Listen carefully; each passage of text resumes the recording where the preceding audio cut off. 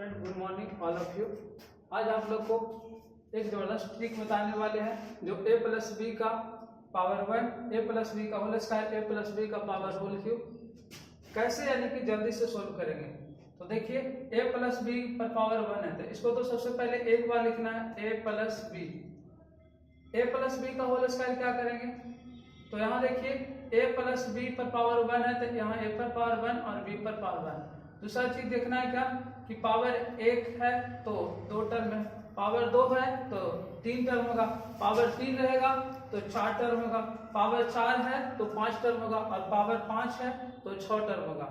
जैसे पावर 1 था तो 2 टर्म हुआ, तो अब इसका 3 टर्म क्या क्या होगा जिसको देखना है। तो पहले पावर यहाँ 1 है तो a पर पावर 1 और b पर पावर 1, और सही पावर 2 है तो a पर पावर 2 और b पर पावर 2 होगा। लेकिन 3 टर्म होगा तो दूसरा टर्म इसका क्या होगा जो देखना है। तो यहाँ कुछ ना तो ओवन लेते हैं और करते क्या है कि ये पावर a का है उसको a स्क्वायर के कोफिशिएंट से मल्टीप्लाई करते हैं, यानी कि इसको से मल्टीप्लाई करते हैं और a वाला पावर को घटाते हैं और b वाला को बढ़ाते हैं। तो यहाँ 2 into 1 क्या हो जाएगा 2 होगा, और a वाला पावर को 1 घटाएंगे तो 2 में से घटेगा 1 होगा, और b वाला यहाँ कुछ नहीं है यानी कि पावर 0 है तो b वाला 1 बढ़ेगा तो यहाँ पावर b पर पावर 1 हो जाएगा। जैसे इसका देखिए a पर पावर 3 होगा और लास्ट वाला क्या होगा b पर पावर 3। बाकी सारा 2 टर्म और क्या होगा, यहाँ कुछ ना तो 1 है तो 3 into 1 कितना होगा 3।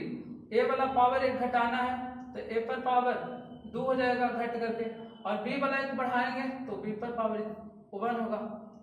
इसका एक स्टेप और क्या होगा तो 2 into 3 यानी कि 6 होगा, और जितना टर्म लिख देते हैं उतना से भाग देते हैं। तो 2 टर्म लिख दिए तो 6 में 2 से भाग देंगे, तो 6 में 2 से भाग देंगे तो क्या हो जाएगा 3 हो जाएगा। उसके बाद क्या करना है, a वाला पावर को 1 घटाना है और b वाला को 1 बढ़ाना है।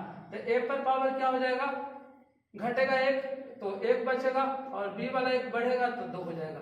जैसे a वाला देखिए ना हम बहुत जल्दी से बना सकते हैं। a पर पावर पहले 4 लिखना है, यहाँ कुछ ना तो कितना 1 तो 4 into 1 कितना 4 हो जाएगा, और a वाला पावर 1 घटाना है तो 3 और b वाला 1 बढ़ाना है तो पावर b होगा। उसके बाद 2 टर्म लिख दिए तो 2 से भागना पड़ेगा, पहले मल्टीप्लाई कर लेते हैं। 3 into 4 कितना हो जाएगा 12, 12 में 2 से डिवाइड करेंगे तो 6 होगा, और a टू द पावर 2 और b पर पावर 2 होगा। फिर उसके जस्ट आगे वाला टर्म क्या होगा तो 3 टर्म लिख दिए तो 6 दूना 12, 12 में 3 से भाग देना है तो कितना होगा 4, और a पर पावर कितना होगा 1 घटेगा तो 1 होगा, और b वाला बढ़ेगा 1 तो पावर कितना हो जाएगा 3। और लास्ट में क्या होगा बताए थे कि 4 टर्म पावर 4 है तो 5 टर्म होगा, तो 4 टर्म तो लिख लिए तो एक 5वां टर्म क्या होगा b पर पावर 4 हो जाएगा। जैसे a वाला देखिए a पर पावर पहले तो 5 होगा और यहाँ कुछ ना तो 1 है तो 5 into 1 5 होगा, और a वाला पावर को क्या करना है 1 घटाना है तो पावर 4, और b वाला 1 इंक्रीज होगा बढ़ेगा तो b पर पावर 1। फिर क्या करना है 5 into 5 4 into 5 करना तो 5 चौके 20 हो गया, और 2 टर्म लिख दिए हैं तो 2 से भागा देंगे तो 10 हो जाएगा, और a पर पावर 1 घटाएंगे तो 3 और b वाला 1 बढ़ेगा तो 2। उसके बाद क्या करना है 10 गुना 3 कितना 10 या 30 हो जाएगा, और 3 टर्म लिख चुके हैं तो 3 से डिवाइड करना है तो 30 में 3 से डिवाइड करेंगे 10 ही होगा, और a पर पावर कितना 1 घटेगा तो पावर 2 बचेगा, और b वाला 1 बढ़ेगा तो पावर क्या हो जाएगा 3 हो जाएगा।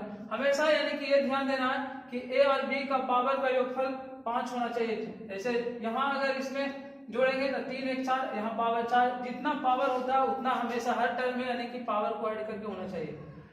आगे अगला टर्म क्या होगा 10 गुना 20, कितना टर्म लिख चुके हैं 1 2 3 4, तो 20 में 4 से डिवाइड करेंगे तो कितना होगा 5, और a पर पावर 1 घटाएंगे तो पावर 1 हो जाएगा, और b वाला 1 बढ़ाएंगे तो पावर 4 हो जाएगा, और लास्ट वाला टर्म क्या होगा तो b पर पावर कितना हो जाएगा 5। Thank you so much watching this video.